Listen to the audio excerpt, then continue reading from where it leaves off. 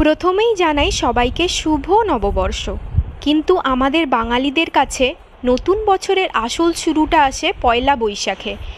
এই দিনটা শুধু ক্যালেন্ডারের একটা তারিখ নয়, এটা আমাদের সংস্কৃতি, আমাদের আবেগ, আমাদের শিকড়ের সাথে জড়িয়ে থাকা এক বিশেষ অনুভূতি। নতুন দিনের এই অনুভূতিটা একদম আলাদা।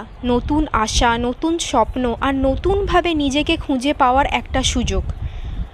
বইটা আমার খুব প্রিয় একটা জিনিস, তাই এই বিশেষ দিনে কিছুটা সময় বইয়ের সাথেই কাটালাম। বইয়ের পাতার মধ্যে যেন একটা আলাদা শান্তি আছে। সেখানে নিজের সাথে একটু কথা বলা যায়, নিজের মনকে একটু বোঝা যায়। আর আমার বাড়ির খুবই কাছেই সমুদ্র। হ্যাঁ, যদিও এটা 2 দিন আগের ভিডিও, তবুও একটু ঘুরে নেওয়া তো হয়েই গেল। সমুদ্রের সামনে দাঁড়ালে মনে হয় জীবনটা ঠিক এই ঢেউয়ের মতো, কখনো শান্ত, কখনো উত্তাল, কিন্তু থেমে থাকে না কখনোই।